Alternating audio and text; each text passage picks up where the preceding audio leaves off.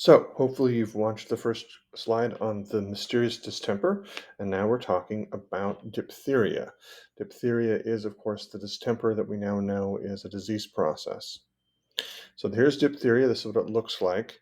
We will never see this because it's too small, but it's kind of like little barbells. So, this is covering the idea of diphtheria as part of a process of looking at simple things and how they affect multicellular organisms. We're going to look at the neural system, the organism movement, the water delivery, and the nutrient uptake, which is pretty simple. Basically, diphtheria is just a bacteria that lives in your body. It doesn't really worry about anything unless it has problems, and then you have problems. Diphtheria is a bacterial infection. You catch it from somebody else. You can even get it from fomites, basically dust, up to 6 months later. It's normally just found in human beings. So nobody else really has it. Occasionally your dog might get it or your cat might get it, but they're just going to carry it. They're not going to have any problems. Asymptomatic carriers is actually how most of it gets spread.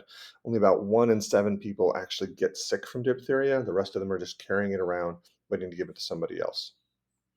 And if you get immunized to diphtheria, which is a DPT shot, it doesn't actually stop you from carrying it. This is what happens. Your throat gets sore, you have swollen glands in your neck, barking cough, sounds like croup, racing heart, wheezing, and difficulty breathing. So it looks like croup. It looks like a lot of other illnesses that you'd have as a kid until it gets pretty bad. Are we at war? Basically, the whole point is that diphtheria is pretty much chill as long as it's able to grow and do fine things. As soon as it has a shortage of iron, it starts dumping out toxin. And this is because it's not motile. It can't move anywhere. It's basically stuck where it is, so it will poison everything around it. It's just trying to poison the fellow bacteria, but it'll poison you too. So that's the problem. It's basically creating this toxin that is getting rid of other bacteria so it can grow and you die in the process.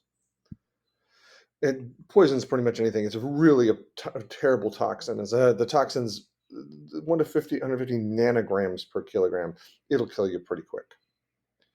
And the way it does that is it shuts down all growth of those cells. So it looks like this in your throat. Basically, it's the strangling of angel of children. It basically widens up in your throat, makes these dead cell walls in your throat as the cells die off because of this toxin. And then if you dislodge the cells, you can aspirate them or asphyxiate. You just try to poke holes in that kid's throat covering and they can die anyway. So it doesn't help.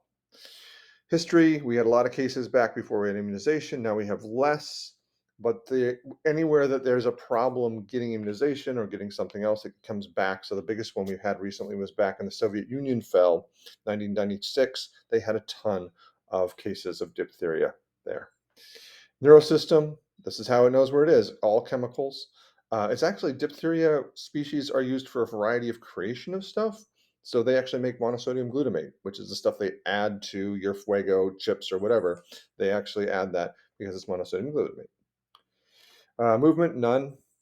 Water intake, osmotic. They just suck it in wherever it is. And nutrients, osmotic. That's why they give off the toxin to get rid of other things. How do we treat it? We basically created a toxin. We found lots of toxoid and we made an antitoxin. Basically something that will chemically block it, and you use the antitoxin if somebody has diphtheria. Whoop. Without the antitoxin treatment, respiratory diphtheria is frequently fatal, 30 to 50%. If you give the toxin, it blocks it down, but only to 5 to 10%. So the best not to get it in the first place. Antimicrobial antibiotics might help, but not really.